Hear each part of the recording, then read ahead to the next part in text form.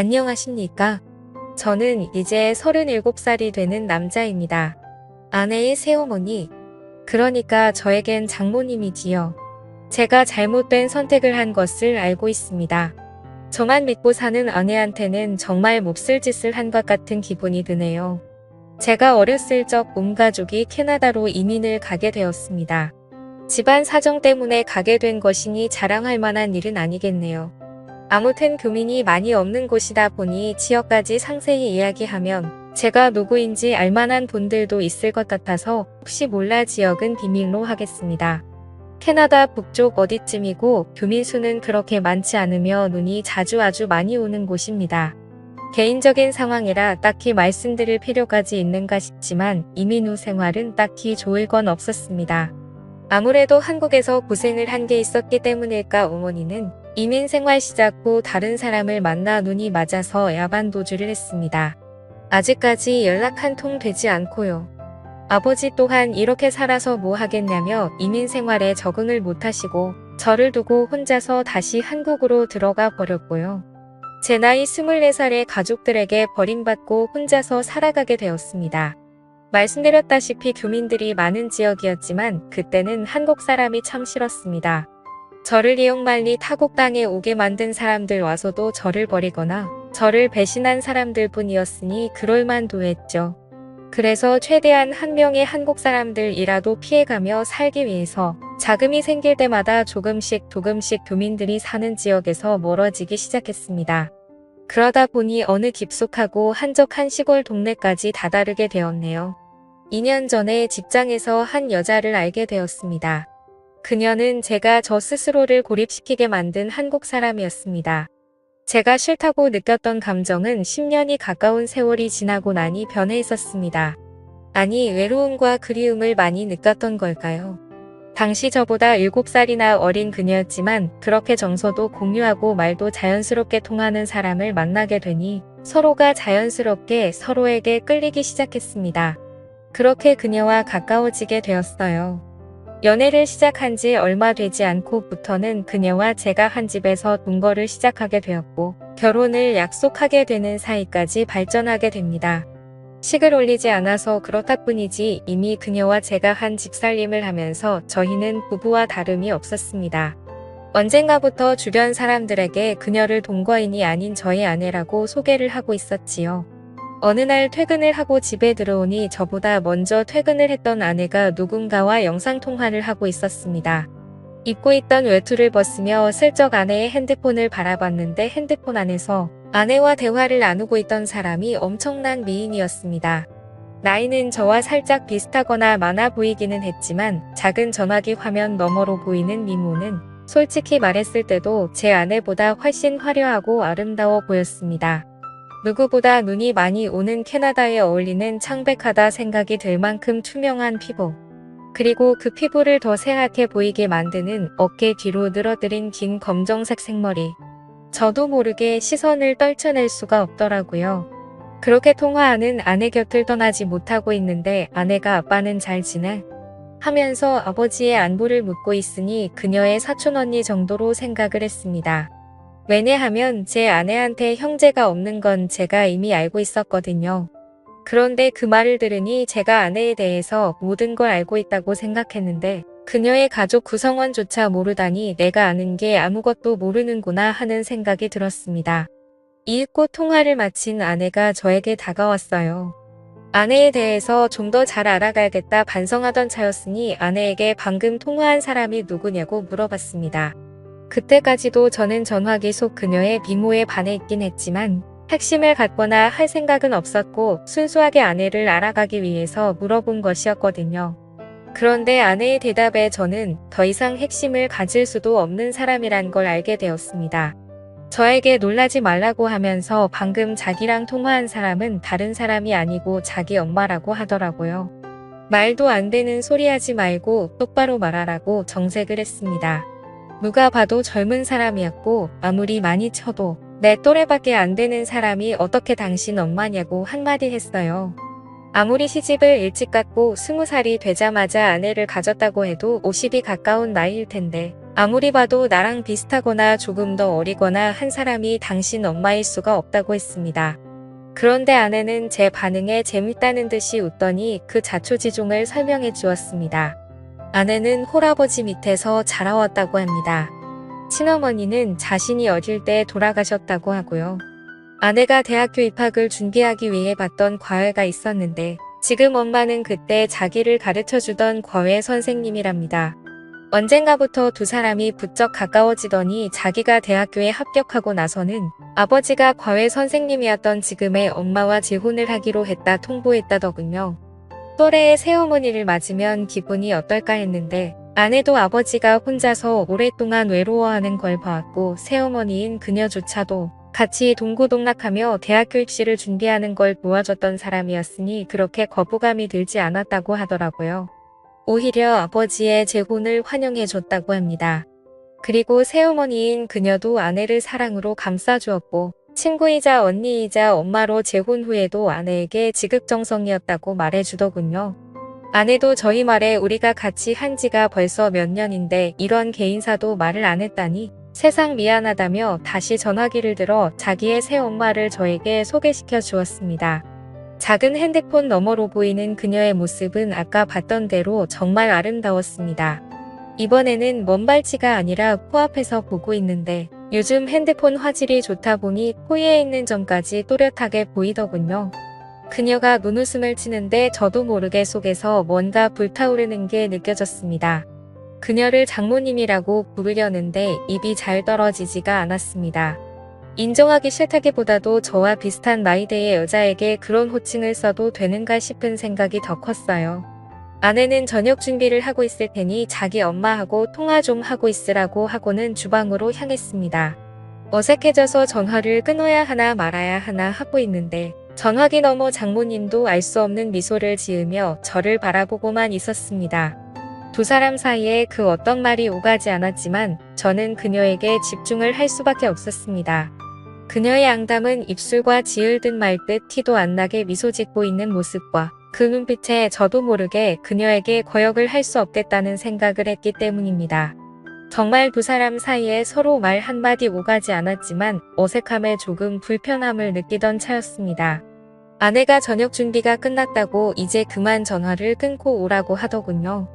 식사 때문에 정중하게 이만 전화를 끊겠다고 말하는데 그녀가 저를 불러 세우며 저희 개인 연락처를 물었습니다. 조금 의아했는데 아내가 가끔씩 전화를 안 받을 때가 있어서 걱정이 되고는 하니 기상 연락망 정도의 느낌으로 물어보는 거라 해서 설명하더라고요. 그런데 그날 이후로 부쩍 장모님으로부터 오는 연락이 매일 같이 오기 시작하더군요. 사소한 이야기를 하려고 전화를 했다고 싶을 정도로 사소한 이야기를 하실 때도 있었습니다.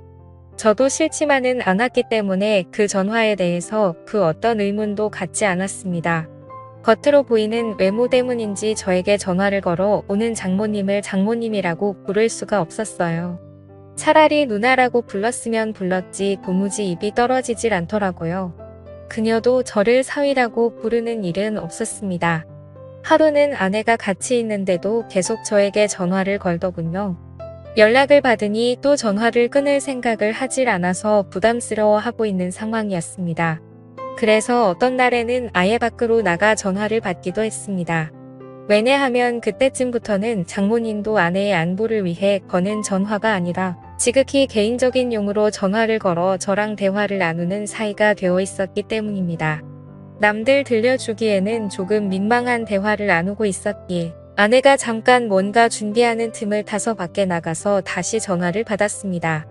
한참 장모님이 전화기 너머로 하는 말에 정신이 빠져 한참 열이 올라있는 상황이었는데 아내가 뒤에서 저를 툭 치더라고요. 깜짝 놀라서 정말 그 자리에서 쓰러질 뻔했습니다.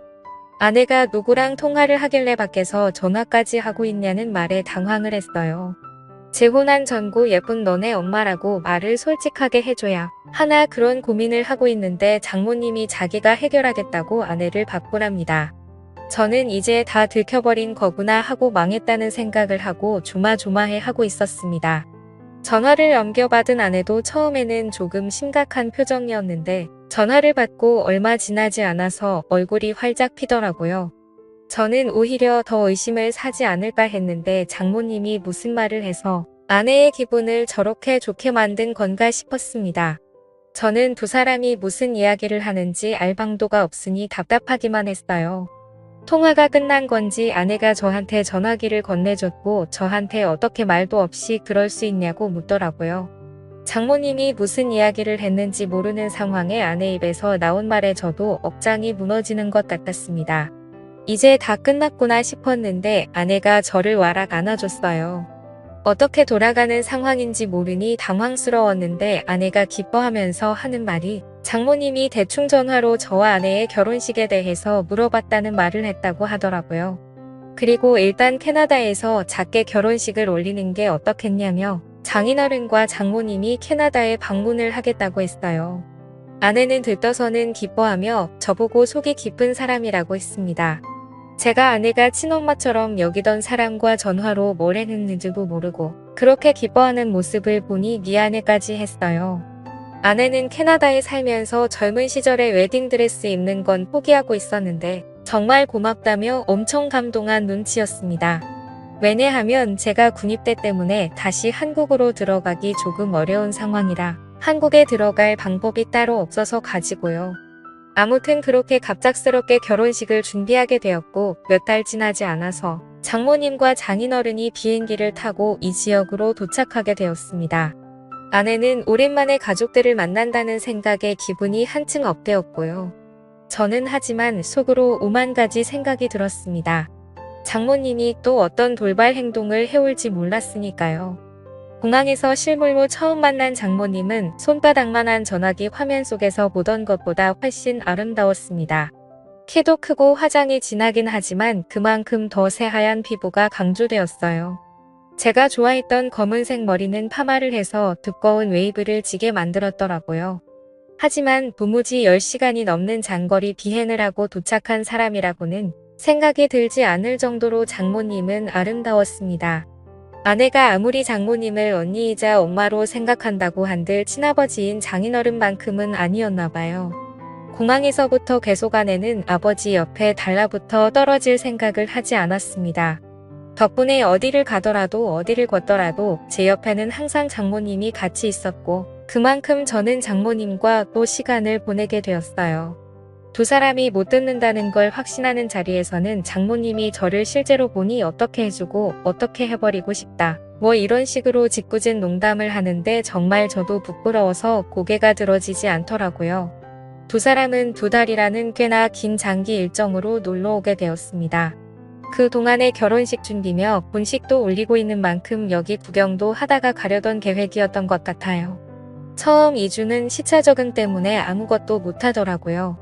새벽 출근이 있어서 일찍 일어나서 보면 1층 거실에서 창밖을 바라보고 있는 장모님을 매번 마주치게 되었습니다. 물론 집안에 모두가 있었기 때문에 저도 그만큼 조심조심해야 했어요. 장모님도 그걸 아는지 살짝 다가와 제 손을 잡는 것 말고는 아무것도 하지 않았습니다. 그리고 두 사람이 시차 적응이 완전히 끝난 첫 주말이었습니다. 밖에 대설주의보가 내려와 있는데도 아내는 가족들과 나들이를 가고 싶다고 하더라고요. 장모님은 몸 상태가 조금 안 좋다고 해서 집에 쉬게 되었고 저는 아내와 장인어른을 따라 밖에 나오게 되었습니다. 차로 한 20분쯤 이동했을 때 장모님한테서 아내에게 전화가 왔어요. 눈도 많이 온다고 하고 혼자 있는 게 조금 무서워서 그런데 그냥 오늘 나가지 않으면 안 되냐고요. 아내가 아쉬워하는 분위기였지만 하는 수 없이 차를 돌려서 돌아오기로 정하려고 하던 찰나였습니다. 아내가 집에다 저를 내려줄 테니 저라도 집에 있어 달라고 하더라고요. 아버지랑 꼭 나가고 싶다고 하면서요. 그때 저는 속으로 그날 무슨 일이 나도 나겠다는 예감을 하게 되었지만 딱히 그러지 않겠다는 말도 하지 않았습니다. 집에 오는 길에도 눈발이 꽤나 날리기에 집에 도착하면 아내가 그냥 나가지 말자고 할 수도 있겠다는 생각을 했는데 그렇지 않았어요. 정말 저를 내려주고 두 사람은 다시 출발하더라고요. 솔직히 마음속에는 제가 집에 들어가면 큰일이 나겠다는 생각이 들어서 갈까 말까 많이 망설였습니다. 그런데 눈이 너무 내려서 결국 집으로 들어갈 수밖에 없었어요. 집안에 들어가니 장모님은 거실 소파에 누워서 잠에 들어 있었습니다. 잠자는 모습이 참 아름답더라고요. 그래도 이렇게 주무시고 계시니 다행이다 라는 생각이 들었습니다. 이불을 꺼내와 자고 있는 그녀의 위로 덮어주었고 소파에서 잠든 그녀를 뒤로 하고 저도 방에 들어가서 잠을 청했습니다. 한두 시간쯤 잠을 청한 것 같은데 아내한테 전화가 왔어요. 결국 제 예상대로 눈 때문에 갇혀서 이틀 정도는 오도 가도 못하게 되었다는 소식을 전하더라고요. 저는 그 말을 들었을 때 이미 모든 걸 포기해버렸습니다. 이틀이라는 긴 시간은 제가 제 의지로 저를 다스릴 수 있는 시간이 아니라고 생각을 했어요. 그 길로 저는 거실로 나가 잠든 장모님을 깨웠습니다. 사정을 설명하고 그래서 우리는 이틀 동안 단둘이 이 집에서 지내게 되었다고요. 잠에서 덜 깬 장모님은 저를 보고 슬쩍 웃더라고요. 이제서야 방해꾼이 없어졌다는 말을 하고서는 말이죠.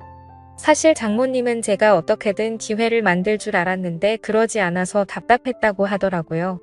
오늘 짧게나마 같이 있게 된 줄 알았더니 이렇게 길게 같이 있게 될 줄은 몰랐다고 하면서요. 저도 이 상황을 기대하기는 했지만 그렇다고 마냥 이 상황을 즐길 수는 없었습니다. 저 때문에 결혼식까지 포기했던 아내 생각을 하면서 아내에게 죄책감 또한 가지고 있었기 때문에요. 그래서 제 옆에 너무 가까이 붙는 그녀에게 너무 가까이 서 계신 것 아닌가요? 라고 말을 했더니 그녀가 제 입을 틀어막으며 오늘만큼은 장모님이 아니라 그냥 누나가 하고 싶다고 누나라고 불러달라고 하더라고요. 그날 장인어른이 집에 들어온 건 예상했던 이틀보다 빠른 다음 날이었습니다. 문이 열리는 소리에 정말 쏜살같이 재빠르게 제 방으로 뛰어서 도망을 가버렸죠. 장인어른이나 아내는 당연히 장모님과 저 사이에 그런 일이 있었을 거라고 생각하지는 않은 눈치였습니다. 두 사람 다 그냥 눈이 얼마나 왔는지만 이야기하지 저와 장모님이 둘이서 집에서 뭐 했는지는 관심도 없었으니까요. 장모님은 그날 저를 따로 불러내서 또 폭설이 오지 않는다면 어제의 일은 가족들을 위해 우리만 간직하자고 말을 해왔습니다. 그렇게 정말 거짓말같이 더 이상 눈은 내리지 않았고 예정대로 집 근처에 있는 성당에서 두 분의 축하 소개 아내와 저는 결혼식을 올렸지요. 저는 아내에게 비밀을 간직한 채 결혼 생활을 이어가고 있습니다. 장모님은 귀국한 날 이후로 저에게 개인적으로 연락하는 일이 많이 줄어든 상태입니다. 한 번은 장모님과 영상통화를 하고 있을 때 제가 귀국 얘기라도 하면 장모님이 우리 사위가 보고 싶다면서 자기는 캐나다에서 눈이 많이 오던 그날이 아직도 기억이 난다고 하십니다. 저는 그때마다 등줄기에 식은 땀이 흘러내리기는 하지만 아내는 정말 그때 눈 많이 왔다며 맞장구만 쳐주고 있고요. 아내에게 이런 걸 숨긴 채 제가 과연 행복한 결혼 생활을 이어갈 수 있을지는 잘 모르겠습니다. 저도 가끔씩 장모님이 보고 싶을 때가 있거든요. 그래도 이겨내고 한번 살아보려고 합니다. 감사합니다.